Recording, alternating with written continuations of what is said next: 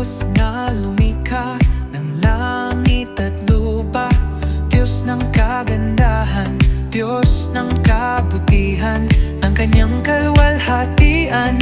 Wala kang kasing ganda, O Diyos, wala kang kapantay. Mahal na mahal kita, Panginoon. Mahal na mahal kita, Panginoon. Mahal na mahal kita, Panginoon. Mahal na mahal kita, Panginoon. Alright. Magandang umaga po sa ating lahat. It's morning. Hindi good morning. It's morning. Baka may natutulog pa kasi. Good morning po sa ating lahat. Maganda po ba ang ating umaga? Maganda po ba yung ating katabi? Ba't parang yung iba napatigil, Maganda kasi. Yun, napatigil eh. Sabi ko, parang may napatigil yung iba yata. No? Well, every day is a great day because it is the Lord's day. Every day is the Lord's day. You know? So, ginagawa natin special yung Sunday kasi ito yung time para sama-sama tayong sumamba sa Panginoon. No? But the truth is, every day, no, it's the Lord's day. No? Sabi nga, this is the day that the Lord has made. Each day is a day that the Lord has made. And we should be rejoice and be, hindi nyo alam yung song na yan. We will rejoice and be glad in it. Diba? So, sige nga, pakikanta nga. yun. Ayun, yung mga 1980s na Christians, yan. Oh, yan, ano? So, sige, okay na po, okay na. Kumulimlim na ba? Kumulimlim na. Okay na po. Well, the Lord made each day special for every one of us, no? And we have a lot of reasons to rejoice and be glad, you know? So, sasabi nga ni Marky kanina malungkot ka ba? Diba? Sabi ko, malungkot ako pero nakangiti ako. Ano? So, that is because kahit may problema, sabi nga, you can still rejoice, you know, knowing that God is good. Galing nga nung sinabi niya. Nasaan na si Marky? Bakit ba? Okay, sa kids church siya ngayon. So, dual role. So, ganda na sinabi niya kanina eh. Pag tao, ang pangako napapako. No, pero ang Diyos, nauna na yung pagkapako para matupad yung pangako. Diba? Galing, diba? So, that was a great one, a good one. So, tatandaan ko yun. Tandaan ko yun. Why? Kasi, kaya ipinako si Jesus, kasi katuparan ng pangako niya yun eh. Diba yung kaligtasan? For hundreds of years, it has been prophesied that a Messiah is going to come. Now, 700 years before He was crucified, sinabi na ni Isaiah yun eh. Diba? He was bruised for our transgressions. He was like a sheep to the slaughter. He remained silent. So, ibig sabihin, 700 years bago nangyari yung pagkapako kay Kristo, sinabi na yun. And yung pagkapako kay Kristo, yun na yung katuparan nung sinabi nung prophecy na yun. And makes us really rejoice knowing that God is faithful and true to His promise. Totoo siya sa pangako niya na kung ano sinabi niya, talagang gagawin niya. So, it's the last Sunday of June. Kalain mo nga naman, tapos na naman yung 6th month. We're entering the 7th month.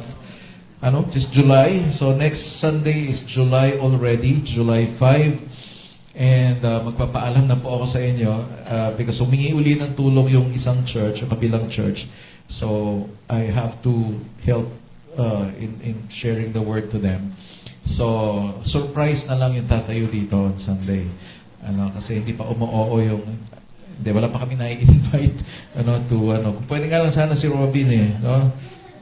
We'll have to really train people to stand here and preach. Si Kuya Dato, naka-start na siya sa offering last week.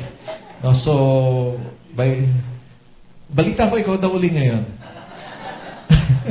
Balita lang naman. So, para matanggal yung trembling, kailangan isabak ng isabak eh. Kaya, para masanay. So, Ako naman, hindi naman ako naging confident tumayo sa harap ng agad-agad. So, ganun din po ako dati. Parang gusto kong maiyak, hindi ko alam kung anong gagawin ko. So, kasi mahirap talaga magsalita sa harap ng tao.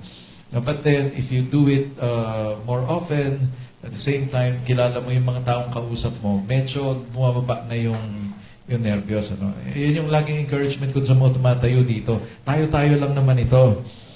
So, wala namang mga marami or ibang tao na nandito. But then again, whether ibang tao or tayo-tayo, let's have the confidence. Kaya-kaya ni Kuya Dado yan. Para next time na may mag-invite, siya na yung mag-preach dito. So, buong preaching na, di ba? So, we'll be teaching everyone. Si engineer, ngingiti-ngiti Darating din ang araw mo, engineer. Parang pinagbantaan Your time will come. Okay, so, well, anyway, this is the last Sunday. So, tatapusin po natin yung series natin ngayon, yung Sent.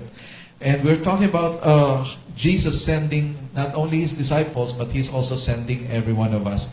Kung mananampalataya ka, ikaw ay isinusugo ng Diyos. Sinusugo, hindi sinusubo. Okay, kasi alam mo yung istorya nung yung paligsahan doon sa ilog, diyan sa may Angat River, may mga buwaya pa dyan noon So, may isang hari, sabi niya, kung sino makakatawid dyan sa ilog na yan, na hindi makakain ng buwaya, ibibigay ko yung anak kong prinsesa. Panahon pa ng mga datu yun tsaka mga di ba? So, ang nangyari, sabing ganon, hindi lang ibibigay ko yung anak kong prinsesa para sa mapangasawa niya, kundi bibigyan ko rin siya ng kalahati ng aking kayamanan. Matindi yung offer. Pero yun nga, tatalong ka dyan sa tubig, lalanguin mo yan, patawid dito, na hindi ka makakain ng mga buhaya. Maya-maya, biglang, hindi pa man natatapos yung sinasabi ng hari, biglang, tapos, mabilis, lumangoy. Lumangoy talaga siya. Nakatawid, lahat ng buhaya, hindi man lang nakakagat sa kanya. And then, pagdating doon sa pampang, sabi ng hari, halika rito, magiting na binata. Ako'y natutuwa sa iyo. Ikaw ay napakatapang mo, tumawid ka, napakabilis mo lumangoy.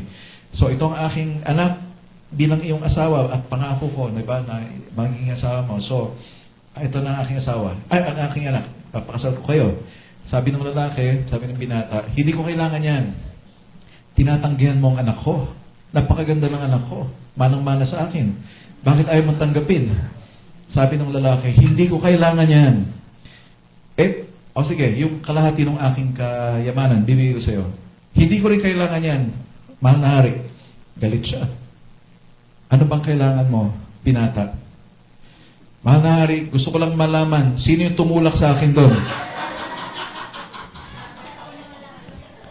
Nasubo lang, yun yung point ko kanina. Diba? Isinusugo tayo ni Lord. So, kailangan pagsunod natin, alam natin na sumusunod tayo. Diba? Kasi baka naman mamaya naitulak ka lang. Diba? Naisubo lang. Diba? Napasubo. Diba? Kagaya ng mama na yun. Hindi ko kailangan yan. Hindi ko, wala akong pangarap na mapangasawa yung, wala akong balak na maging biyanan ka. Parang gano'n ang ibig sabihin. Sa lang gusto ko malaman. Sino yung tumulak sa akin doon? Well, there are some people, they're serving, they're ministering, natulak actually. Minsan, kailangan ng tulak din talaga. Pero may iba talaga, napilitan napilitan. But iba kasi talaga, yung ikaw ay alam mong ginagawa mo ito para sa Panginoon. Diba? For everyone who has given their life to God, lalo pat alam mo na ipinako si Jesus bilang katuparan ng kanyang pangako. Diba? I believe you will desire to serve Him. One is to know Him, makilala siya ng lubusan, at habang nakikilala mo siya, mararamdaman mo yung puso niya. At ang puso niya ay para sa mga kaluluwa ng mga tao. Gusto niya kaligtasan ng maraming tao. Kung pwede lang lahat ng tao ay maligtas. And the problem is, may kanya-kanyang desisyon ng tao, kahit ano pang presenta mo sa kanya, na mahal ka ni Jesus. In fact, namatay na nga si Jesus para sa iyo. Ang nakakapagtaka, ayaw pa rin tanggapin ng tao, yung pag-ibig na yon. And for some people who responded to that, nandito ngayon. Nandito tayo ngayon. Why? Kasi sinagot natin yung pagtawag ng Diyos sa atin, papunta sa kaligtasan, and habang naghihintay tayo dun sa anong tawag doon, yung kabuuan ba yun, or the completion. Hindi sa hindi kompleto yung kaligtasan natin, no? Kundi yung kaganapan, yung pagiging ganap nung kaligtasan natin, wherein makikita natin face-to-face ang Panginoon. Habang hinihintay natin yon, gagawin natin kung ano yung nasa puso ng Panginoon. And that's why He is sending us. He started sending 12 people. So yun yung unang-unang pinag-aralan natin. God called them and then He commissioned them. Ibig sabihin, kinommission, itinalaga sila para humayo at ipangaral yung salita ng Diyos, the kingdom of God. And they were unqualified. And yet God qualified them, equipped them, and then instructed them, directed them. Ganun din sa atin ngayon. Maring hindi natin alam kung anong pinapagawa ng Panginoon, pero you can start by, first of all, surrendering your life. So sana lahat tayo nagawa na natin yun dito. Pero kung hindi mo pa nagawa, I really encourage you to do that. Kasi by ourselves, magsi-self-destruct tayo. Magaling tayo sa pagsira ng ating sarili. Sa totoo lang, yung mga ini-scroll natin sa cellphone, alam niyo ba yon? Ako napansin ko yung sarili ko, napapadalas din yung medyo napupudpud na nga ito kasi panay ang ganun Di ba? Alam niyo ba yon na meron siyang effect sa brain natin? Whatever you're doing, it creates what you call a neural pathway.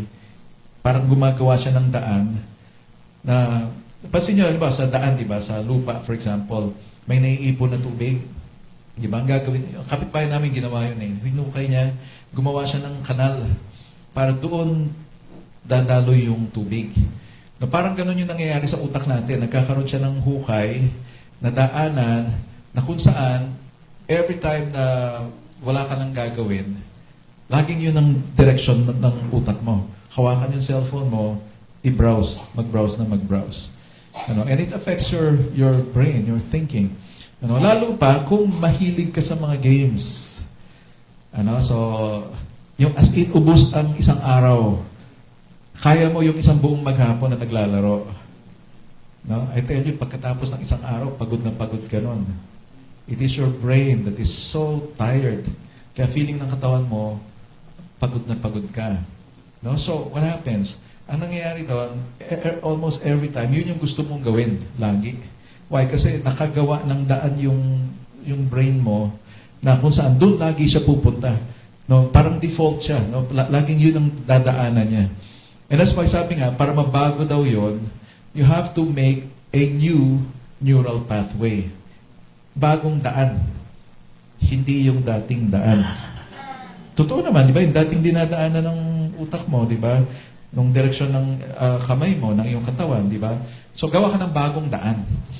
Meaning, start new habits. Di ba? Kung hindi ka nagbabasa ng Bible, umpisa mo magbasa ng Bible. So, instead na magbabrowse ka, buksan mo Bible.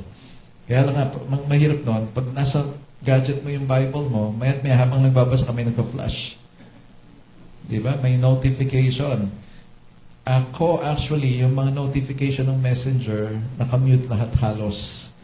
Nakamute lahat halos yung notification ko sa Messenger. I'll just take time, ano na yung mga messages na pumasok. I don't allow my phone na ting, ting, may ganon, di ba? So, nakamute lahat yun.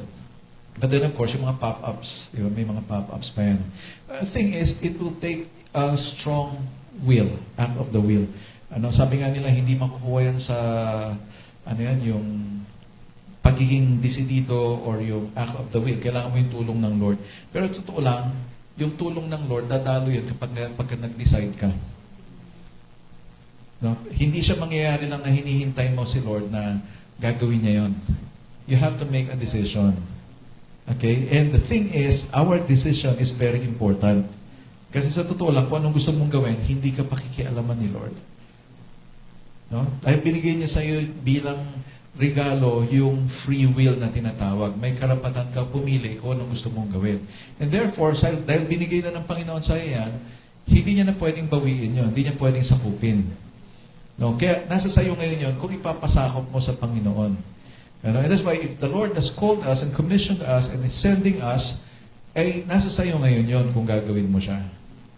It's a choice that you have to make. Eh ngayon, kung gusto mo mag-browse na mag-browse, walang magagawa si Lord to. Hindi naman pwedeng kontrolin ng Panginoon yung daliri mo eh. No, hindi pwedeng kontrolin ng Lord yung utak mo na itong gusto mong gawin, tapos sasabihin ng Lord, itong dapat mong gawin. Wala kang choice kundi sumunod. No, it's not like that. God did not create us as robots. Hindi tayo pinrogram, no, na ganito ang gagawin natin. Ang masaklap nito, tayo ang nagpo-program ng utak natin. Kung ano yung gusto nating gawin. Kaya kung ano yung mga habits na ginagawa mo, minsan nauuwi na siya sa addiction kasi nga, paulit-ulit mo na siyang ginagawa. And by the way, it produces dopamine. No, kasi nag-enjoy ka eh. Nag-enjoy ka. So yung dopamine, yun yung chemical na napoproduce sa brain natin that eventually causes addiction. Why? Kasi kailangan may release lagi ng dopamine eh. So pag ginagawa mo to, nag-release ng dopamine, nag-enjoy ka, so yun ang gusto mong gawin lagi. Hanggang bandang uli, addicted ka na. No, you'll be addicted. So again, addiction is not just drugs. No, hindi kailangan mag-drugs ka para matawag kang addict. Maglaro ka lang ng maglaro. Na talagang as in yung buong buhay mo, nandun na sa laro na yon. Hanggang pati relationships mo affected na, pati productivity mo affected na, to the point that you cannot function properly, ay posible addicted ka na doon. So that's why, again, you don't need drugs to be called an addict. Pwede kang maging addict sa sugal, addict sa online, addict sa sapatos, addict sa shopping. May solusyon lang doon pag wala ka ng pera. Pero you know what? Pag addicted ka, kahit wala ka ng pera, gagawa ka ng paraan.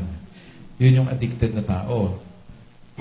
Either mangutang ka, kaya ngayon, di ba, to the point, nagnanakaw, binibenta yung mga gamit, pag wala na mabenta, magnanakaw. So that's what you call addiction already. So, bakit ko sinasabi yun?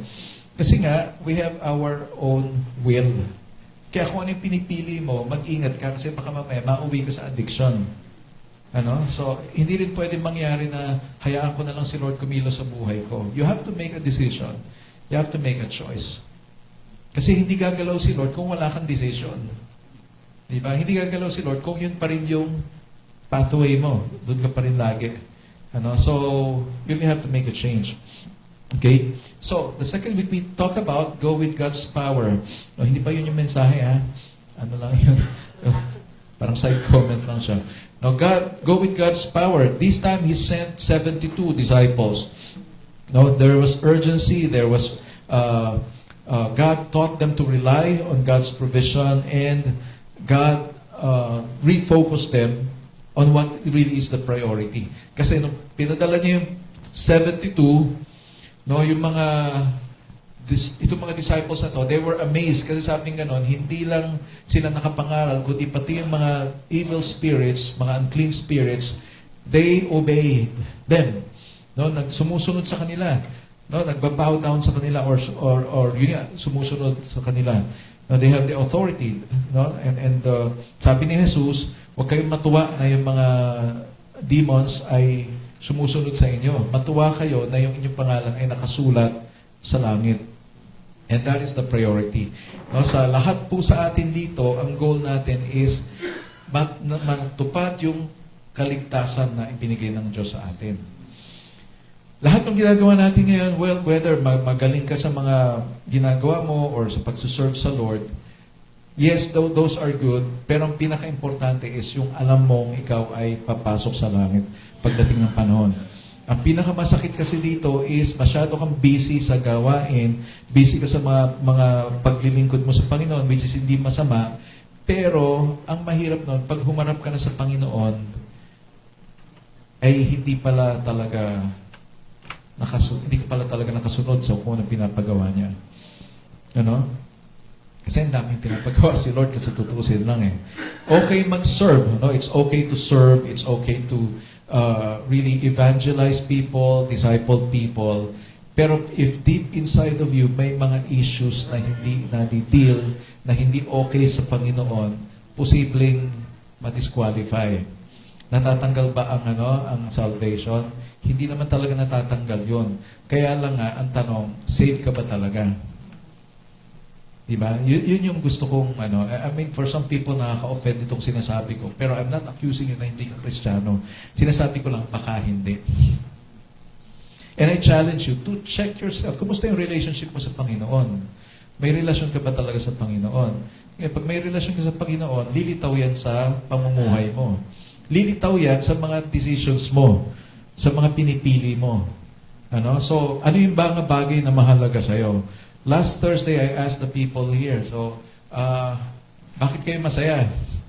Di ba kasi saya-saya, no? Saya-saya nung Thursday. Bakit kayo masaya? Well, masaya tayo. Nagkita-kita tayo. No? We fellowship. But I really hope na masaya tayo dahil mag-worship tayo sa Panginoon. And then I asked, why are we worshiping? The worship is two words, worth-ship. Worth. Pag sinabing worth, halaga. Pagbibigay ng halaga.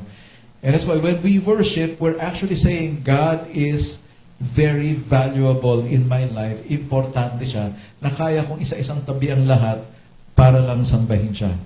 Para sambahin siya. If you have that kind of relationship with God, kaya mong gawin yon. Isa-isang tabi ko muna itong relasyon na to kasi nakakasagabal to sa relasyon ko sa Panginoon. Kaya mong gawin yon. Why? Kasi inuuna mo yung Panginoon eh. Siya yung mas mahalaga eh. And guess what? Itong relasyon na to, bubuhayin ng Diyos yan eh. Ibe-bless ng Lord yung relasyon na yan pag siya yung inuuna mo.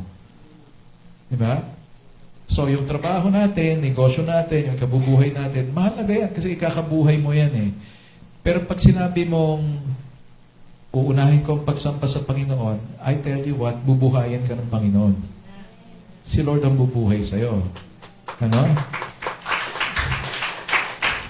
I just realized that, nung Bustos for Jesus Parade, may nag-warning sa akin, although hindi direktang sinabi sa akin, paubos na yung pondo daw. Paubos na yung pondo. Natatakot na sila. Paubos na raw yung pondo. Ako hindi ako natatakot. Kasi it's the Lord who will provide. When the Lord sent the disciples, the 72 disciples, sabi, wag kayong magdala ng bag. Wag kayong magdala ng extrang tunic ninyo. No, ibig sabihin, God is telling them, rely on my provision. And so we did that. We did Bustos for Jesus Jericho Drive. So, may mga gastos doon. But guess what? At the end of the event, may pumasok sa pondo around 36 ba? 33. Hindi lang. 15 plus 5, 20 plus 5, 25 plus mga ganun, no? Around 40. O baka kasama na yung pondo doon. But the thing is, what I'm trying to say is this, I realize, gawin mo yung dapat mong gawin sa Panginoon and the Lord will provide for you. The Lord will provide for you. Huwag kang matakot na isa-isang tabi muna itong mga bagay na to para unahin. Alam niyo ba yung tithing? Bakit iniutos yung tithing? Para matuto tayong unahin ang Lord. Hindi para kunin yung pera natin. Some people would say that yung ikapo, yun lang naman ang habol ng pastor dyan eh. Well, hinahabol ko yan kasi para matuto kang unahin si Lord. At hindi ko naman ibubulsa yan. Okay? Point is, tinuturuan tayo ng Panginoon na unahin siya. And that is worship. That's why when you give your tithes and your offerings, you're actually worshiping the Lord. Nag-worship tayo. Parang isusunod, sino ba yung magsasabi sa offering mamaya? Ayan, meron na siyang introduction. Di ba? Kasi that's the point eh. Uunahin mo yung Panginoon. And pag inuuna mo si Lord, I tell you, lahat ng mga pangako niya, mapuprove mo, totoo talaga. And that is faith, Lord, isa sa isang tabi ko muna to, unahin muna kita. Dahil mas mahalaga ka kaysa dito. Mas mahalaga ka kaysa sa ML. Mas mahalaga ka kaysa sa scatter. Mas mahalaga ka kaysa sa ano pa bago ngayon? Ano yan? Games of Dragons? Ano yun? Whatever. God is more important, more valuable than anything else in this world. Kung ano yung pinapahalagahan mo ngayon, mas mahalaga ang Panginoon dyan. Okay? Malinaw ba sa atin lahat yun? Kung ano yung bang bagay ang pinapahalagahan mo ngayon, na tingin mo napaka-precious niya, napakahalaga, I tell you, mas mahalaga ang Panginoon dyan. Because God by your side, God with you, equals salvation. Salvation ang pinag-uusapan dito. Buhay na walang hanggan. Yung mga bagay na pinahalagahan natin dito sa mundo, dito lang sa mundo yan. Pagkatapos ng buhay dito sa mundo, may iwan na lahat yan. Pagpasok mo sa langit, kung sa langit ka nga pupunta, wala kang dala. Kaya nga sabi, di ba, nung pinanganak tayo, nakabukas yung kamay natin eh. Di ba, nung namatay, pag namatay na yung tao, nakabukas pa rin yung kamay. Di ba, meron ba rito, nakita kayo ng namatay na talagang kapit na kapit siya sa passbook niya? May nakita ba kayo namatay na ganon? Yung kapit na kapit siya doon sa mga, ano tawag dyan, mga jewelries niya? Meron bang ganon na nung nilibing talagang dalawang kamay nakasarang ganon? Tapos hawak-hawak lahat yung kabilang pera, yung kabilang mga jewelries. Wala naman, di ba? Ang alam ko meron, nila sinusuksukan ng pera yung kamay. Para saan yun? Pamasahin niya papuntang langit.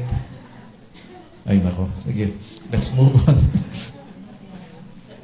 Okay, sige. Last week, sent to serve, ano? So, we learned about Jesus modeling servant leadership, spiritual cleansing and protection, and then a legacy of love. Inano natin to, nirelate natin to sa mga tatay.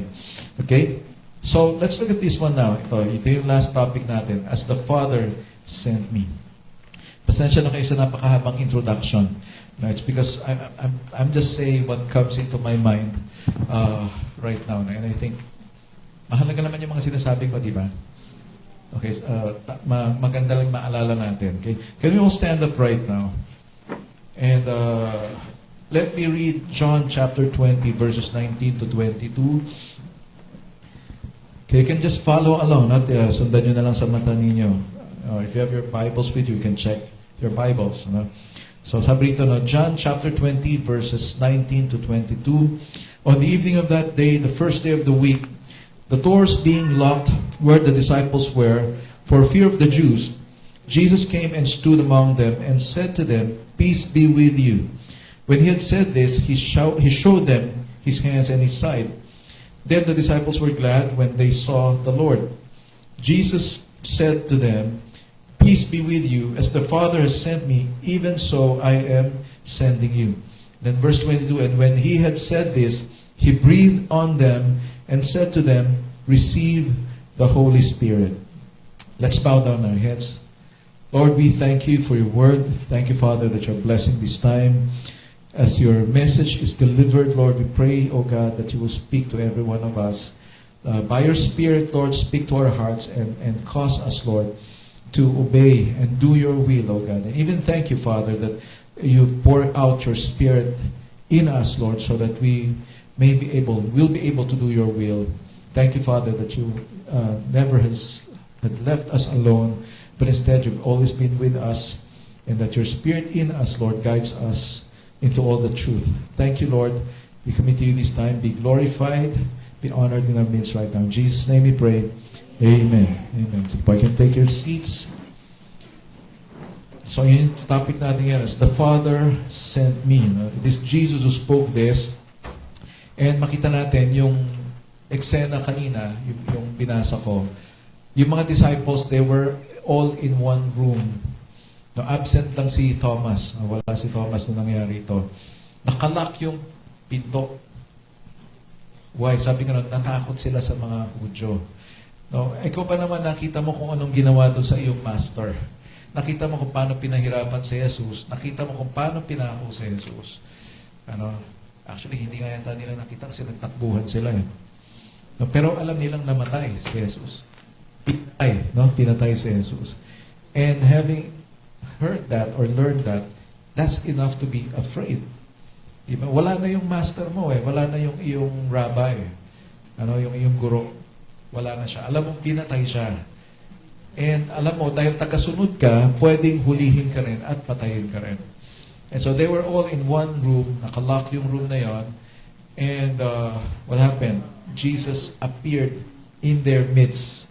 Hindi kumatok. No, hindi nila nakitang lumusot doon sa dingding or doon sa pinto. He just appeared. No? Basta lang siyang lumitaw doon sa kalagitnaan nila. And makita natin dito kung paano niya kinausap itong mga disciples na to. How he encouraged them. No, kung paano niya kinalma yung kanilang takot. Ano? And the thing is, pwede naman kasi nung nakita nila si Jesus, lalo silang natakot. Why? Teka muna, di ba patay ka? Ba't nandito ka? Di ba? Multo. Di ba? But then we can see here, Jesus showed His hands and yung kanyang tagiliran. No? Trying to prove, ako ito. Na huwag kayo matakot, ako ito. And the thing is, when they were in that place, no, there were probably uncertainty ano na mangyayari sa atin ngayon. You know? So, paano na ang buhay natin? Diba? In fact, pag binasa mo yung mga kasunod na chapters, makita mo, bumalik na si Pedro tsaka si Juan, ano? Tsaka yung mga kasama nila. Bumalik na sila doon sa negosyo nila. Ano? Bumalik na sila sa pangingisda. But then, Jesus appeared to them once again. Diba?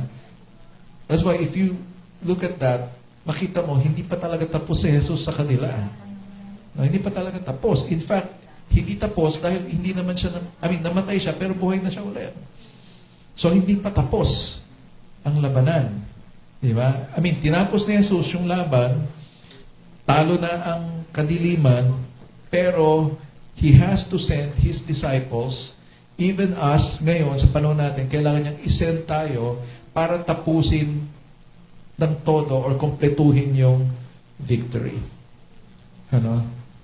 Kasi marami pang kailangan iligtas. Lalo na sa panahon ngayon, yung ang daming tao naliligaw. Ang daming tao kung ano-anong ini-embrace ng mga ideologies, ano? Mga katuruan ng mga bago. Pero kung tutuusin, luma na yon. Diba? In fact, sa Amerika, napakalaking issue ngayon yung abortion. Diba? Hanggang ngayon, pinagdidibatihan pa rin yon. Ano, kung tao ba talaga yung nasa loob o hindi. Pagka raw nagbuntis at habang nasa loob, hindi pa raw tao yon. Kaya pwede pang tanggalin, patayin. I tell you, if you watch that, ini-imagine ko lang, kasi may isang assistant na nag-testify. Dati kasi forceps pinapasok yun, iniipit, no? Kung ano maipit, kinukuha. Hinihila palabas. Merong isang pagkakataon daw, itong assistant na to, ang ginamit ng doktor ay suction. Suction. Ngayon, para ma-identify kung nasaan yung fetus, in-ultrasound. Ano, so, habang naka-ultrasound na gano'n, nakita ko nasaan, tapos pinasok yung tube na gano'n, suction tube, tinapat dun sa fetus, dun sa maliit na baby, and then hinigop. And you can just imagine the picture, yung eksena na yun, kung paano nagpupumiglas yung maliit na tao na yun doon, habang sinisip-sip siya ng machine na yun. And eventually, of course, yung katawan nun, for sure, nagkalasog-lasog yun. Ano, because sobrang lambot pa ng mga buto nun eh. Di ba? And for them, it's okay to do that. It's your choice. Yun ang sinasabi na, for the mother's health. That is a big deception. That's a big lie from the pit of hell. Di ba? Ngayon, sinasabi rin, ang lalaki pwede na maging babae. At ang babae pwede na maging lalaki. Did you know how many young people are regretting? Nag-regret sila. Why? Because they underwent yung transitioning. Di ba? Transitioning from being a boy to a girl. Di ba? Pinapainom sila ng mga tawag dito, mga pills, hormones, and then they undergo operations, tatanggalin yung breast, tatanggalin yung mga kung anong pwedeng tanggalin dyan para magmukha kang kung anong gusto mo. I tell you, these kind of things, is a mockery of God who created each one of us. And I believe God never make mistakes. Hindi nagkakamali ang Diyos. So, may mga nagsasabi, kasi Babae naman talaga ako, na-trap lang talaga ako sa katawan ng lalaki. I don't think nagkamali si Lord nung design. No? Although ako, I will testify to you na na-trap din ako sa katawan ng babae. Yes. Na-trap ako sa katawan ng babae. After 9 months, lumabas ako. Diba? Lahat naman tayo na-trap sa katawan ng babae, di ba? Akala niyo, ha? Lahat naman tayo na-trap sa katawan ng babae. Pero after 9 months, lumabas na tayo. Diba? And we are who we are right now. And you have to make a choice kung sino ka talaga.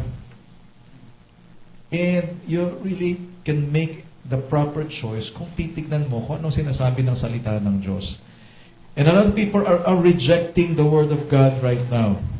No, ayaw nilang maniwala sa salita ng Diyos. Ang malungkot nga, mga Kristiyano mismo, hindi binabasa yung salita ng Diyos eh. So how can you expect the unbelievers, no, yung mga hindi naniniwala, para basahin yung salita ng Diyos? Unless na lang they make a resolute, alam mo yun, yung decision na babasahin ko to at patutunayan ko sa iyo hindi totoo yan. Because the more they do that, the more they will discover totoo pala yung Bible. Totoo pala yung sinasabi ng Bible. Marami ng atheists ang sumubok na i-disprove ang Bible, but the more they try to disprove the Bible, the more that they discover that it's true. Anong resulta? Nabo-born again sila. Anong resulta? Nako-convert sila into Christianity. Some of them even became pastors and missionaries.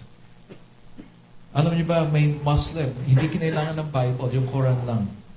When they studied the Quran, na-discover nila si Jesus babalik talaga, and they compared Jesus doon sa kanilang prophet, mas magaling pala itong si Jesus. Kasi maliit pa lang na bata, nagsasalita na.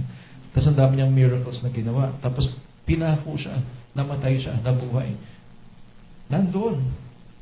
Doon sa Quran nila. And when they saw that, sabi nila, si Jesus babalik pa uli. Si aming prophet hindi na babalik eh. So si Jesus pala talaga ang dapat paniwalaan. No, and there were some of them na change sila, naging Christian sila because of their own holy book. You see, kapag talagang pinili mong isik si Lord, He will show Himself to you. Kaya lang naman hindi natin makita ang Panginoon kasi hindi natin hinahanap eh. Di ba sabi nga ng Bible, kaya nga wala ka kasi hindi ka nanghihingi. Kaya hindi mo siya makita kasi hindi mo hinahanap. But the truth is, all this time, He's been calling every one of us. Every morning as you wake up, as you open your eyes, God is telling you, hello, hello.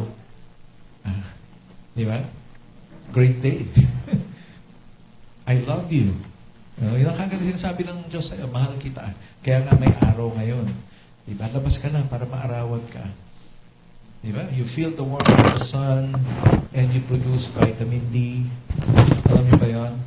Pag nagpapaaraw ka, nagpuproduce yung katawan mo, nakakatanggap ka ng vitamin D and you feel good. Subukan mong huwag magpaaraw, magkulong ka na magkulong sa kwarto mo. I tell you, you will get depressed. You will get depressed. Saka stressed. Kasi walang araw eh, hindi ka naaarawan. Kita mo, napakalaking blessing nung araw sa atin. You know? So the Lord provided for that. And think about that. Sa Amerika, merong season na tinatawag na kung saan dumidilim, di ba? Kasi nga magwi-winter. And dumadami yung cases ng depression. Why? It's called seasonal affective disorder. Kasi walang araw. SAD. No, SAD. Seasonal affective disorder. Naapektuhan ka, nalulungkot ka, it's because hindi ka naaarawan. I think in Ireland, may nagsabi, ang dami nagpapakamatay. Why? Kasi nadidepress nga sila. Dahil walang araw. Mas maraming panahon, mas maraming araw na walang araw. Tama ba yun? Maraming days na walang araw. Walang sun. Makulimlim, in short. So, hindi ka makakapagpatuyo ng damit. Ang hirap nun, ano? So, madidepress ka talaga. Hindi matuyo-tuyo yung damit. Sa damit pa lang, madidepress ka na, no? What I'm trying to say is, God has blessed us. God has blessed us. And He is calling every one of us, no, unto salvation, and then eventually unto a mission. God calls us to a mission. No, so what happens here? Ano makita natin dito? When Jesus called them, unang-una makita natin, God provided them peace. Yun yung unang-unang kailangan para tayo ay makasunod sa Panginoon. Kapag wala kang kapayapaan sa puso, wala kang magagawa. Di ba? Kapag hindi panatag yung puso mo, lagi kang tense. Lagi kang magwo-worry. Pag walang kapayapaan sa puso mo, for sure may takot. Di ba? Kaya nga ngayon, usong-uso yung mga panic attack. Di ba? Parang itong mga disciples na to, literally, they are in a panic room. Alam niyo ba yan, sa isang bahay, lalo na sa Amerika, meron silang mga ganan. Yung tinatawag na panic room. Pagka merong threat, doon ka tatakbo, ilalak mo yung sarili mo doon, tapos may mga supplies doon, tapos may mga monitors, makita mo yung kabahayan mo, kung ano nasa labas. And the disciples were just like that. They were in a panic room kasi nga, natatakot sila doon sa mga Hudyo. And problema nila, wala silang mga CCTVs, wala silang mga monitors. Kaya pag may kakatok, sigurado lumulokso yung puso nila sa takot. Kaya si Jesus, hindi na ako kumatok. Di ba? Kasi baka hindi siya pagbuksan eh. Tayo lang naman nandito eh. Sino ba wala? Si Thomas. Absent si Thomas. Bahala siya sa buhay niya. Di ba? Wala si Thomas nun eh. And what happened? Jesus did not knock. Hindi kumatok si Jesus. Ano? Ang problema nga doon, safe sila doon sa loob ng panic room. Ang problema, hindi sila makalabas. So how can they do the work of God kung hindi sila makalabas? The same way, for us today, hindi mo kayang gawin ang pinapagawa ng Diyos kung ikaw ay nakakulong. Maaaring hindi ka nakakulong sa kwarto, maaaring hindi ka nakakulong sa kung saan. It's possible that you are imprisoned in fear. Takot. Diba? Maaaring in prison ka doon sa iyong mga kakulangan. Diba? So, kaya nga, di ba, pag may pinagawa, ba't ako? Hindi ko kaya yan. Diba? Nagiging paniki. Tapos, hindi ko kaya yan. Diba? So, there are things that keeps us, we cannot do what God wants us to do because there are things that are holding us. Maaaring nasa panic room ka pa rin ngayon. Hindi nga lang literal na panic room. Di ba? Kaya nga may mga tao, ayaw nilang maging Kristiyano. Why? Kasi mababago yung buhay nila eh. And I wonder why they don't want to change. Bakit ayaw nilang magbago? Eh, babaguhin naman ni Jesus yung buhay mo ng mas maganda. Isipin mo, number 1, napatawad yung kasalanan mo. Ibig sabihin, hindi ka na mapaparusahan dahil pinatawad ka na eh. Number 2, maayos yung buhay mo. Una kasi, maayos yung relasyon mo sa Panginoon. Pag ayos ang relasyon mo sa Panginoon, eventually, maapektuhan yung relasyon mo sa mga nasa paligid mo.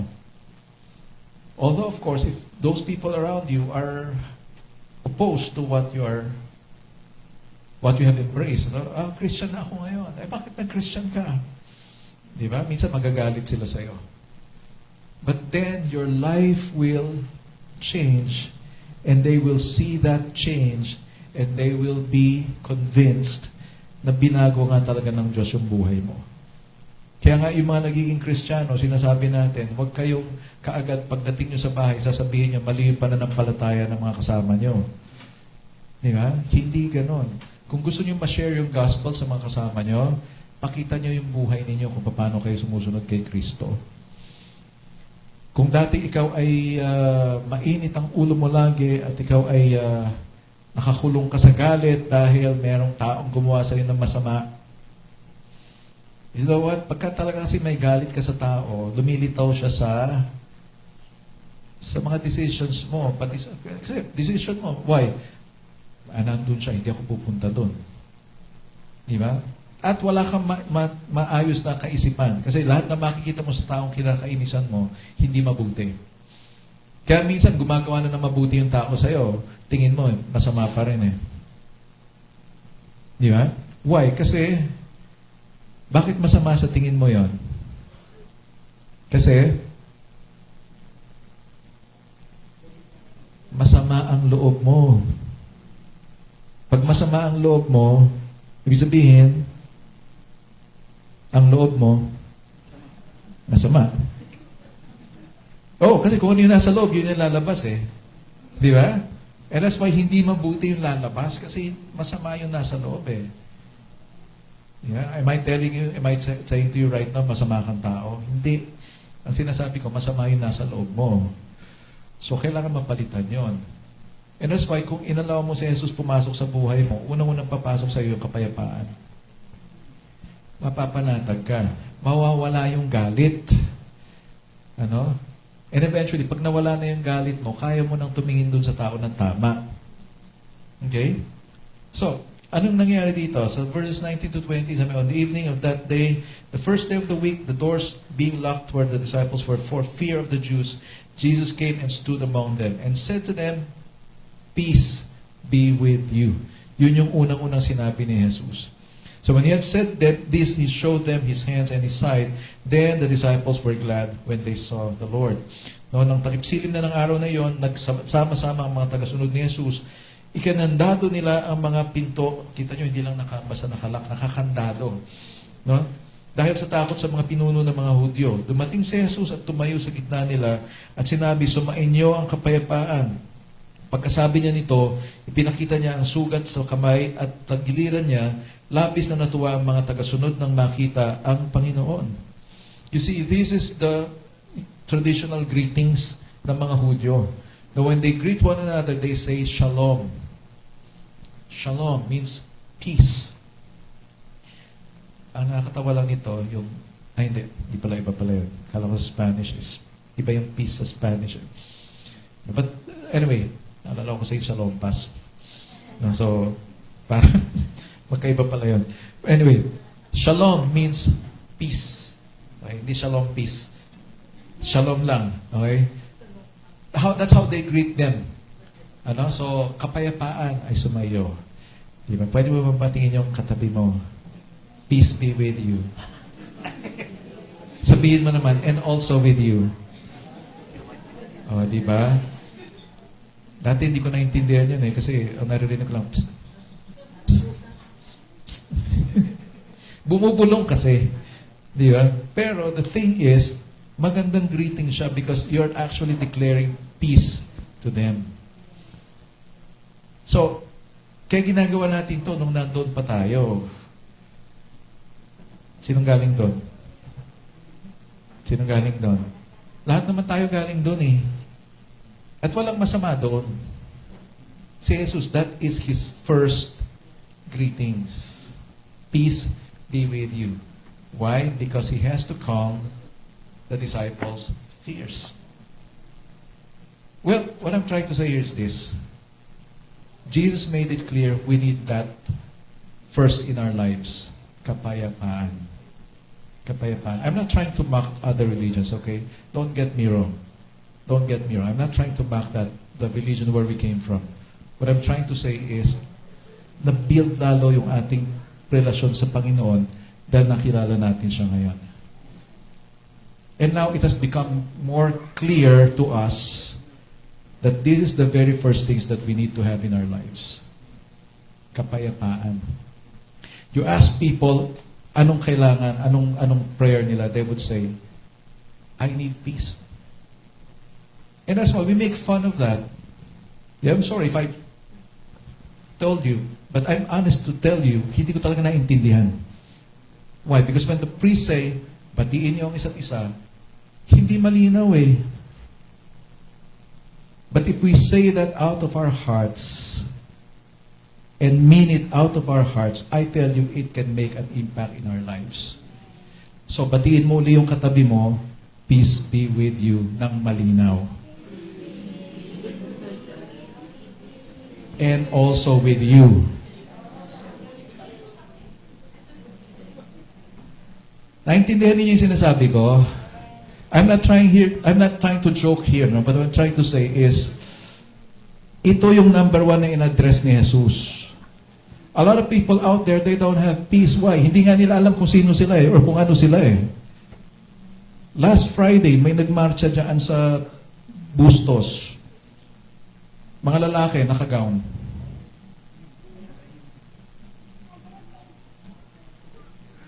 What's happening inside of them? Hindi nga nila alam kung ano sila eh. I'm sure there's no peace in there. There was a move last Friday, Grand Pride Parade, Quezon City, UP, and they want to declare UP as the gay capital of the Philippines. Guess what happened? Umulan ng malakas. Walang kapayapaan sa ganun kasi eh. Di ba? And the problem here is this. These people will say, wag mong i-impose sa akin yung paniniwala mo. But look at what they're doing. Gagawin mong gay capital ang Quezon City. Anong gusto mong sabihin? Isn't that imposing? Isn't that demanding? Gumawa kayo ng batas para sa amin. Hindi ba imposing yon? Hindi ba demanding yon? Respeto nyo kami. Hindi ba demanding yon? Do not discriminate us. Are we discriminating you? If you were discriminated, how come you are everywhere? You are in the music industry. You are in the entertainment industry. You are in the fashion. You are in education. I mean, nasakop na lahat eh. You are in politics. So anong discrimination na matatawag mo doon? Ano po yan? Hindi, okay na po. Yeah. Ganun ba? Hindi ko alam yun usap po tayo mamaya, kwento nyo sa akin yan. Hindi, merong congressman na naging congresswoman, di ba? He is demanding to be called congresswoman. Pero he is a he na nagpatanggal para maging she. You know what I'm saying? Tingnan mo si Michael Jackson, kung ano yung naging, niya. Anong itsura ni Michael Jackson nung bata-bata siya? Curly hair, di ba? Black complexion. Habang tumatagal, anong naging itsura niya? Parang nagmukhang multo na eh, di ba? Sobrang puti, tapos yung hair niya, ay, madami nangyari. And then how did he die? He died because he cannot sleep. Hindi makatulog. And so what happened? The doctor has to give him propofol, pampatulog. Ang problema, pag binigyan ka ng gano'n, kailangan bantayan ka. Kasi baka hindi ka magising. And that's what happened. Hindi na siya nagising. How come he needed that? Bakit hindi siya makatulog? There is no peace. Na walang kapayapaan kasi. Pag ako hindi makatulog, iniisip ko, bakit ako hindi makatulog? Anong tumatakbo sa isip ko? You know? And then, the next thing I'll do, I'll open my Bible and start reading. I tell you, first paragraph pa lang, mabigat na yung mata ko. Kasi napayapa ka na eh. You're reading the Word of God. No, hindi ko sinasabing pampatulog ang Bible. Pero, it is a good tranquilizer. Yeah, kasi napapayapa yung puso mo eh. Pag nag-umpisa ka magbasa ng Bible, maya-maya, sabi ng katawan mo, ayaw ko yung ginagawa mo, matutulog na ako. Why? Kasi kung ano yung gusto mo, ng spirit mo, yun yung ayaw ng katawan mo. Kaya the moment you read the Bible, sabihin ng katawan mo, ayaw ko na ng ginagawa mo, matulog na lang tayo. At matutulog ka talaga. O kaya mag-pray. Ayan, mag-pray. Yeah, my wife will tell me, pray muna tayo. Nakahiga na kami pagka magpe-pray. Ayun. So, yung intro niya, yun lang ang maabutan ko. Tapos, bukas na ako mag-amen. Why? Kasi gusto nung katawan mo matulog kaysa mag-pray. Hindi ba? So, kung gusto mo mapayapa ka, subukan mo mag-start mag-pray. Mag-pray ka. Gusto mo mapayapa, buksan mo yung Bible mo. Start ka magbasa. And I tell you, you will have peace. Yung unang-unang kapayapaan na binigay ng Diyos sa atin is yung kapayapaan sa Kanya. Why? Because we are sinners. Alam ng kaluluwa natin na tayo ay parurusahan. Alam natin na pagdating ng panahon may paghuhusga. Noong unang panahon, takot pa ang mga tao sa impyerno. Ang nakakatakot ngayon, yung mga tao hindi na takot sa impyerno. Di ba? Si President Duterte lang sabi niya, pagdating ko sa impyerno, pagsasasampalin ko si Satanas. Wow! Magagawa mo pa kaya yun pagdating mo doon? You don't know what you're talking about. Di ba some people would say, see you in hell. So ibig sabihin, pupunta ka rin doon. Hanggang sa impyerno, bubugbugin kita. Sobrang galit, ano? You don't know what you're talking about. Hell is a place of torment where there will be weeping and gnashing of teeth. Weeping, why? It's because it's too late. Hindi ka na kailangan. Wala ka na magagawa para makaalis doon. Kaya, mananaghoy ka, mananangis ka. At kahit anong gawin mo, hindi ka na makakalabas. The other people are gnashing their teeth. Nagngangalit yung mga ngipin sa galit. Why? Kasi hanggang pagdating sa impyerno, galit pa rin sila sa Diyos. So those are two kinds of people. Mga taong gustong magbago, gustong makawala doon, pero hindi na sila makapagbago. That's why they weep. But people who will gnash their teeth, it's because of their anger towards God. Ano bang nakakagalit-galit sa Diyos? Ano ang kagalit-galit sa Diyos? That people, alam mo yun, reject God altogether. To the point that they believe God does not exist. Wala talagang Diyos. I tell you, lalo na sa mga kabataan natin ngayon, dumadami yung naniniwalang walang Diyos. Well, for one reason din, isang reason is because of the situation in their homes. Sasabihin mo, ang Diyos ay Ama. Tingnan mo nga itong Ama ko. Ang layo-layo sa sinasabi mo. Kung ganyan pala ang Diyos, Ama pala siya, tapos ganyan yung Ama ko, di ko tatanggapin yung Diyos na yan. Mabuti na lang na wala na lang kaysa may Diyos tapos ganyan. And our homes right now, I tell you, yung mga bahay-bahay natin, yung mga tatay, mukhang totoo na nga yung sinasabi ng bata. Hindi na sila haligi. Sila na ay halimaw. Ano ba? It's a very sad picture. Dati ang mga tatay, mga heroes sila. This is my hero. Tatay ko yan. So pinagmamalaki mo yung tatay mo. Pero ngayon ang mga bata, hindi na nila maipagmalaki yung tatay nila. In fact, sa Amerika, nagkaroon ng poll, nagkaroon ng survey.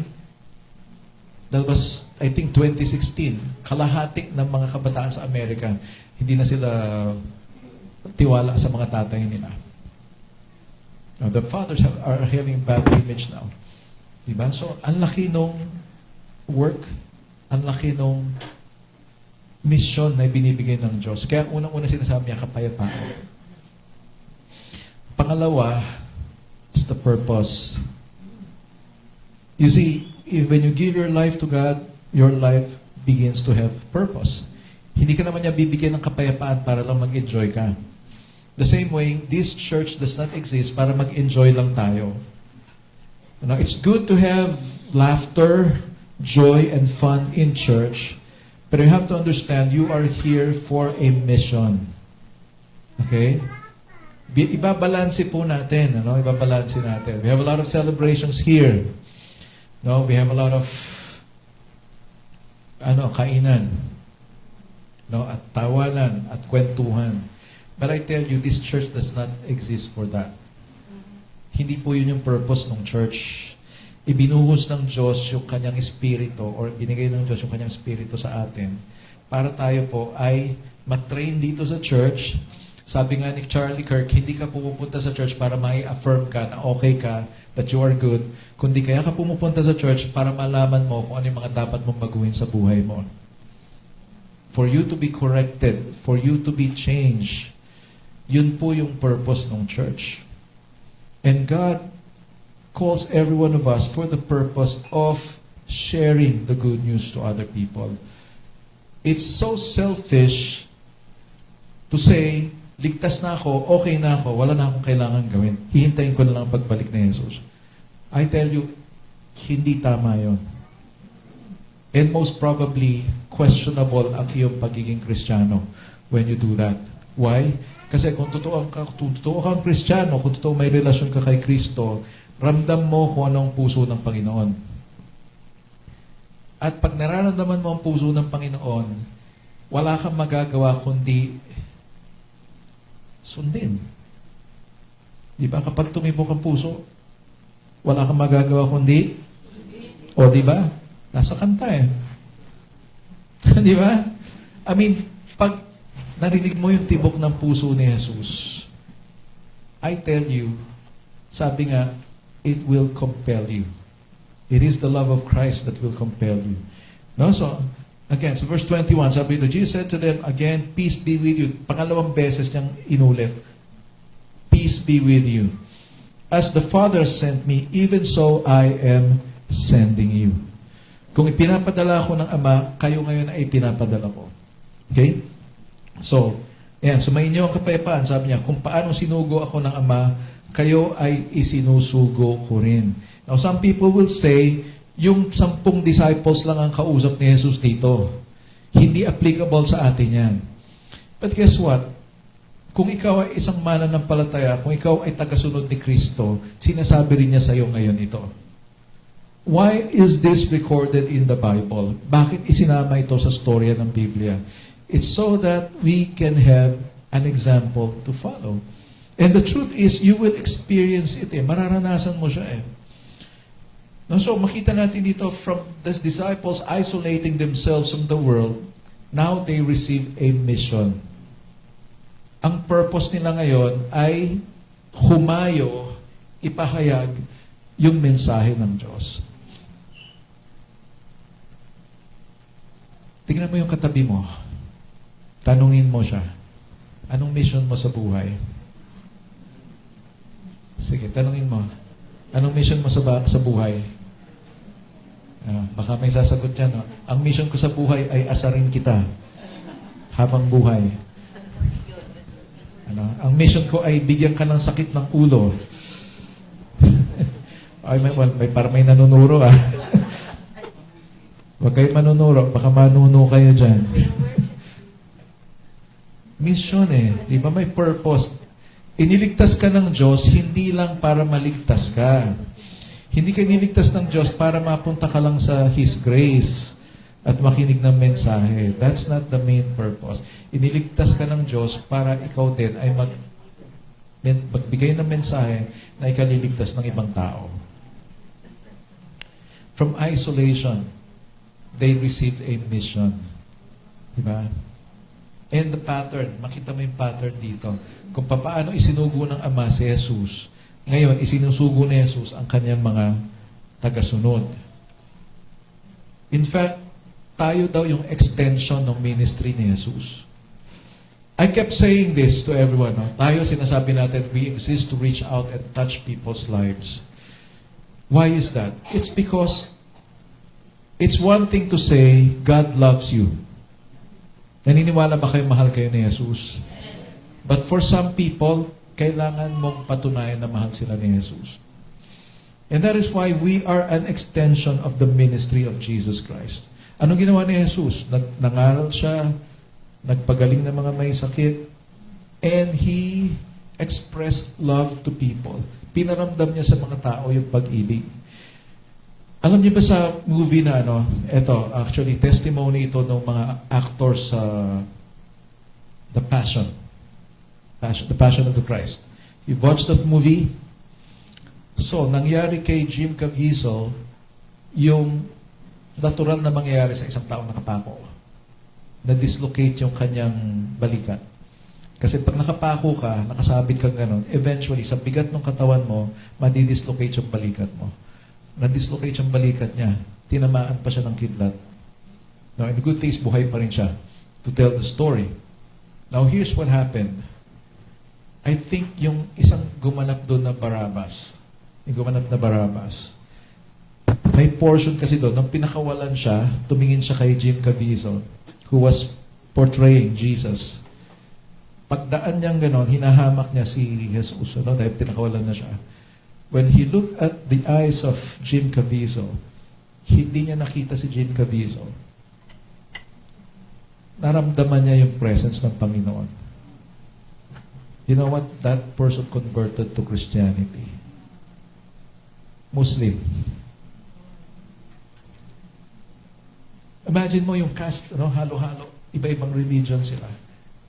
But because of that film, marami doon sa cast and crew na convert.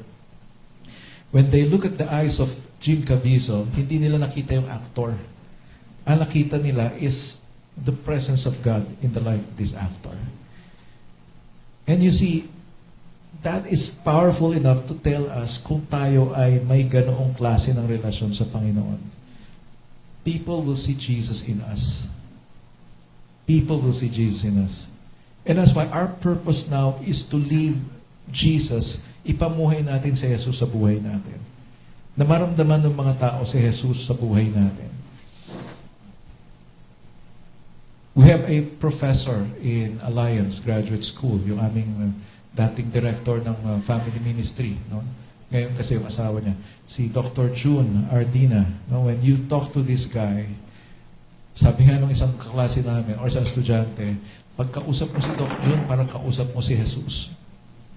Why? Because he is so calm, at peace, kalmado, and when he talks to you, you will be encouraged.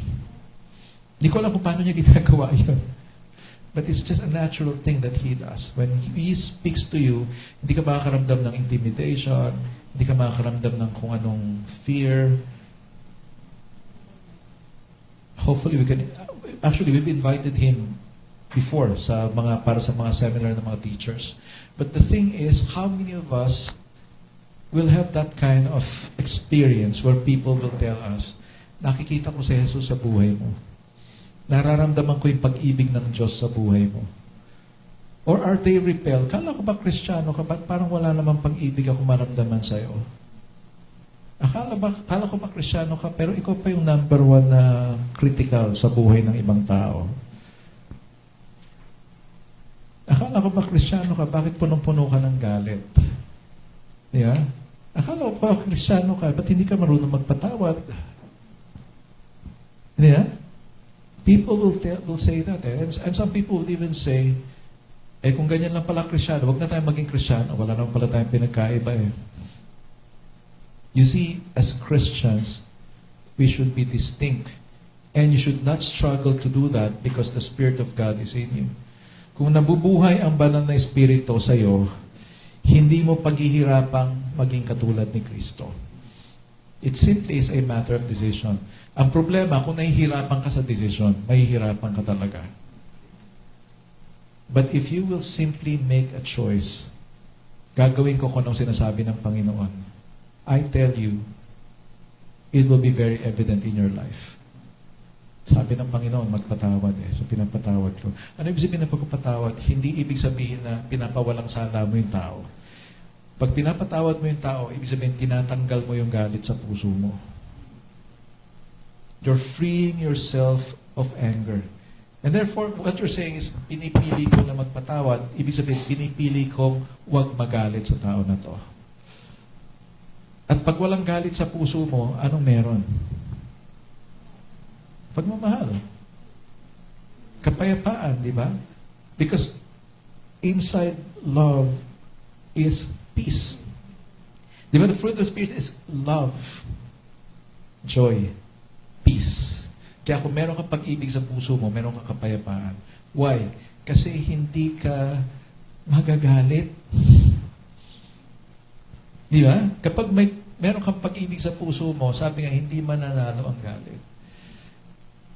Sina Mami Blessy, kamag-anak niyo si Anthony Castello, di ba? Anong sabi ni Anthony Castello doon sa kanta niya? Kung mayroong pag-ibig sa bawat puso, di ba? Mawawala ang galit sa mundo. Pasensya na kayo, hindi ko kaya yung boses. At yung tono eh. Medyo inuumpisahan ko sana eh, kaso hindi ayaw tumuloy eh. Ikwento ko na lang. Kung mayroong pag-ibig sa bawat puso, mawawala ang galit sa mundo. I-search nyo na lang sa Google, okay? Tingnan nyo sa YouTube para malaman nyo yung tono. Kasi nang dahil sa pag-ibig, di ba? Sabi, yan, ganyan. O yun, ganun. Okay, so, pero yung pinaka-chorus niya, sabi niya, kung may pag-ibig sa bawat puso, mawawala ang galit sa mundo. And you see, God is love. If God is living inside of you, then love is living inside of you. And if there is love inside of you, there is no place for anger. If there is love inside of you, there is no place for criticisms. If there's love inside of you, you will see things in a pure way. Hindi ka mag-judge ng tao. Yun yung nagagawa ng pag-ibig. And when there's love inside of you, there is peace. When there is love inside of you, there is joy. Lahat ng negative, yung galit, yung bitterness, resentment, judgment, criticism, all of that, absent yan kapag puno ng pag-ibig ang puso mo. And God can send you, I tell you. Hindi ka maisasend ng Panginoon kung wala yan. Right? Number 3, God provided power to them. Ito ang maganda sa Panginoon eh. Pag may pinapagawa siya, hindi niya sasabihin sa'yo, gawin mo yan, bahala ka kung paano mo gagawin. Dito sa mundo, posible yan. No, meron kang boss. Sabihin ng boss mo, ito gusto kong mangyari. Siguruhin mo mangyayari yung gusto kong mangyari. Pag hindi mo nagawa yung pinapagawa ko, tanggal ka sa trabaho. Di ba? You try to pool all your resources. You make all the research that you have to make para mangyari yung pinapagawa ng boss mo. Parang napakalupit, ano? Pero ganun talaga yun eh. Di ba? Kaya ka pinili para gawin yung isang bagay kasi may tiwala yung boss mo na kaya mong gawin. Ngayon, pag sinabi mong hindi mo kayang gawin, ano mangyayari? Hahanap yung boss mo ng marunong gumawa. Di ba? Eventually, you might lose your job because of that. Di ba? Hindi naman din pwedeng sabihin mo sa boss mo, ganito po kasi gagawin yan eh. Hindi naman yun yung pinapagawa ng boss mo. I tell you, it goes both ways. Na hindi mo kailangan i-prove sa boss mo na magaling ka. Ito yung kailangan gawin dyan. You just follow what your boss is telling you. Gawin mo kung ano yung gusto niya mangyari. I tell you, you will be commended. You might even be promoted. Pero sa Panginoon, kung tutuusin, tingnan natin yung difference. Sabi ng Panginoon, humayo kayo. Isinusugo ko kayo. Anong sinabi niya kasunod niya? When he had said this, he breathed on them and said to them, receive the Holy Spirit. Pagkasabi niya nito, hiningahan niya sila at sinabi, tanggapin ninyo ang banal na Espiritu. He provided them with power. Ibig sabihin, hahayo ka, hindi sa sarili mong lakas. And that's why when he sent his disciples, he gave them the authority. Binigyan niya ng kapamahalaan. No, that's yun yung authority. Power, kapangyarihan. So, ibig sabihin, hindi mo sariling lakas, hindi mo sariling talino yung gagamitin mo para gawin mo yung pinapagawa ng Diyos. Because you will not do what God exactly is wanting you to do kung hindi mo susundin kung ano yung pinapagawa niya. Kung hindi yung Espiritu niya maggagabay sa'yo. Guess what happens? Everything will happen perfectly if you will allow the Spirit to work through your life. Between your power and the power of the Holy Spirit, sino mas makapangyarihan? Siyempre, Holy Spirit, di ba? Why would you struggle doing things your way? Your strength. Bakit mo pipilitin ipamuhay ang buhay Kristiyano sa sarili mong lakas? Samantalang binigay ng Diyos sa iyo yung Espiritu niya para maipamuhay mo yung buhay Kristiyano. Kaya nga sinasabi ko sa bawat isa sa atin, ang buhay ng Kristiyano ay imposible. Yung sinasabi kasi ng kanta, di ba, masayang tunay. Masaya ba talaga buhay Kristiyano? Sige, matanong ko kayo, masaya ba talaga buhay Kristiyano? Hindi. Umamin kayo, masaya ba buhay mo bilang Kristiyano? Well, masaya ang buhay mo kung nag-enjoy ka mag-fellowship lang dito sa church. Kung lagi tayo nagtatawanan dito sa church, masaya talaga buhay Kristiyano. Pero pag-usapan natin yung mga pagsubok mo. Pag-usapan natin yung mga problema mo. Some people would say, bakit kung kailan naging Kristiyano ako, ba't saka ganito ang mga problema ko? Bakit kung kailan naging Kristiyano ako, saka ako inaaway ng pamilya ko? Bakit kung kailan ako naging Kristiyano, hinahamak ako ng mga katrabaho ko? Masaya ba yun? Kumanta ka lang, ang buhay ng Kristiyano ay masayang buhay. Masayang tunay. Masayang tunay ang buhay ng Kristiyano kasi nararanasan mo yung kapangyarihan ng Diyos. But the thing is, apart from that, kung wala yung kapangyarihan ng Diyos, miserable ang buhay mo. Paano naging masaya yung hinahunting yung mga Kristiyano, pinapakain sa leon? Paano naging masaya yung papako sa krus tapos susunugin ng buhay? Masaya ba yon? Hindi masaya yon, di ba? But how are they able to withstand that kind of torture? Na habang sila ay nakapako, habang sinusunog sila, kumakanta sila ng papuri sa Diyos, pagsamba sa Diyos. Ang buhay ng Kristiyano ay masaya. I mean, sinusunog ka, kakanta ka ng gano'n. I'm sure they were singing worship songs to God. Habang binabato si Stephen, anong sabi niya? Lord, don't hold this sin against them. Patawarin mo sila. You see, that's the same thing that Jesus said while He was being crucified. Habang pinapako si Kristo, Ama, patawarin mo sila. Hindi nila alam ang kanilang ginagawa. What happened? When Stephen was being stoned, binabato si Stephen hanggang mamatay. Malalaking bato yung binabato sa kanya. And habang tinatanggap niya yung mga bato na yon, he was able to say the very same words Jesus said. Ama, patawarin mo sila. Hindi nila alam. Hindi nila alam. Will you be able to say that?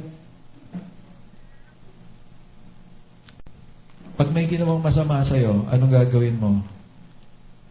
Last week, kinukwento ko nga yung anak ko, pinag-sorry ko dun sa kalaro. Nag-sorry naman yung anak ko, pero yung magulang, galit pa rin. That's what you call unforgiveness. Why? Kasi galit pa rin eh. Why? Kasi ang gusto, gumante. I can sense they want me to spank my daughter. Kaya sabi ko, sa loob-loob ko lang, hindi ko na kasi kailangan paluin. Masama na nga loob niya eh.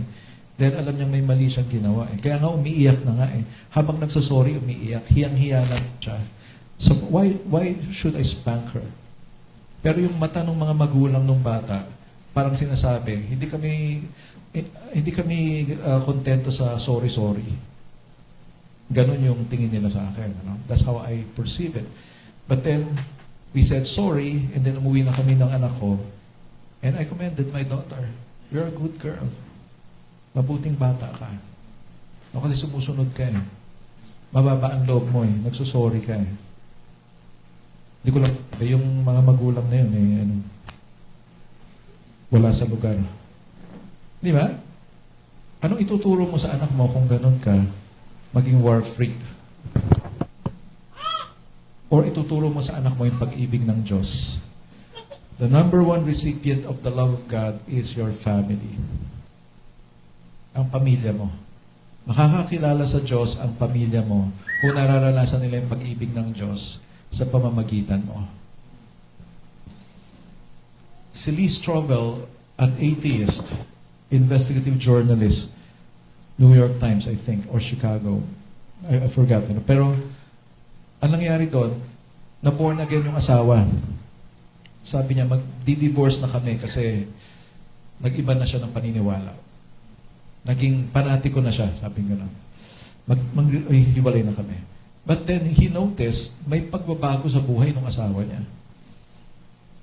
Mas lalong naging understanding, naging caring, hindi na siya inaaway pag umuwi siyang lasing. Inaasikaso siya pag umuwi siya ng lasing. Gigising siya sa umaga. Talagang asikasong siya. Sabi niya, hindi naman ganito yung asawa ko dati. Ano nangyari? Ano ba meron niya sa Christianity niya? He was thinking, sandali lang yan, hype lang yan. And so he went on to investigate Christianity and try to prove that Christianity is not true. Ano nangyari? The more na nagre-research siya, the more na nadidiscover niya, totoo yung Christianity. Totoo yung muling pagkabuhay ni Jesus, totoo yung kanyang crucifixion, totoo yung mga turo ni Jesus, yung mga disciples and all, history and everything. So that's why he was able to write a book entitled The Case for Christ, The case for faith, the case for resurrection. I forgot the other two. 5 libro yun na isulat niya. Now he is a pastor. Yung anak nila, alam niyo kung anong sabi? Sabi sa nanay, saan ba yung pinupuntahan ninyo na yan? Ang laki ng pagbabago kay daddy, ang laki ng pagbabago sa'yo. Gusto ko rin pumunta dyan. You see, one life change will affect an entire family. Yung babae ang naging Christian, hindi pa yung lalaki. Pero nung yung lalaki na naging Christian, pati anak gusto na rin pumunta sa church. You see, that's what God wants to do for every one of us. He wants to empower every one of us. Sabihin mo, hindi ko kaya yung buhay Kristyano, pastor eh. Hindi naman talaga natin kaya. It is the Spirit of God that will change us. If you want, kung hahayaan mo ang Panginoon na baguhin ka. When Jesus said, sabi niya, hiningahan ni Jesus ang mga disciples, kanyang mga tagasunod, at sanabi niya, tanggapin ninyo ang banal na Espiritu. He was actually making them a new creation. Kaya nga, pag tinanggap mo si Kristo sa buhay mo, sinuko mo yung buhay mo kay Kristo, you become a new creation. Why is that? Because you receive the Spirit of God in you. And so, the question now is, what is keeping us from doing God's will? Ano yung pumipigil sa atin para gawin yung mission na ibinigay na ni Jesus sa atin? Or siguro, ano yung nakakapigil sa iyo para buksan mo yung buhay mo kay Kristo at hayaan mong tanggapin mo yung kanyang mission sa buhay mo at mamuhay ka ayon sa kanyang kalooban? Ano yung pumipigil sa iyo? Because nowadays, a lot of people are rejecting this message. Now, some people would say, pinanghimasukan mo yung buhay namin. No, bakit mo kailangan kaming i-condemn? Bakit kailangan mo kaming sabihan na kami makasalanan? Well, that's the truth. Kailangan magbago tayo lahat eh. So can we all stand up right now? No? Let's all stand up and let's just think about this. Maraming bagay kasi. Some people will think, I'm a failure, so what will I amount? Paano pa ba? Ano pang babaguhin sa buhay ko? Hindi na ako magbabago. Well, as far as the Lord is concerned, there's still hope for you. May pag-asa pa rin. Kahit pa sabihin mo, napakalalim mo na sa kasalanan, kaya pa rin baguhin na Jesus yung buhay mo. So that you can be a living testimony to other people. Mas maniniwala kasi yung mga tao kapag pinoprosper ka eh. And that is a wrong motive. No, ay, yumaman siya nung naging miyembro siya ng church na yon. Ginawang pampaswerte yung church. Because I heard a testimony like that. Sabi nung isang, yun nga, yung kausap namin. Nung nagsimula akong pumunta sa church, hindi dito sa church na to, sa ibang church. Simula nung nag-attend kami ng church, lumaki yung benta namin. Na marami kaming sales.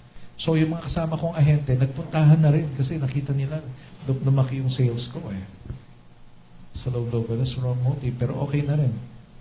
At least, first step, makilala nila si Jesus, ano? But then, sad to say, nung hindi na malaki yung benta, wala na rin sa church. So, it proved to be a wrong motive. Diba? Hindi ka naman pupunta sa church dahil payayamanin ka ng church, eh. Kaya ka pupunta ng church kasi you want your life change. Gusto mong makilala ang Panginoon.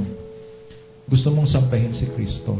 I hope hindi tayo katulad ng binata kanina na naitulak lang or hinatak lang papunta sa church. I hope you're here today kasi naranasan mo yung pag-ibig ng Diyos.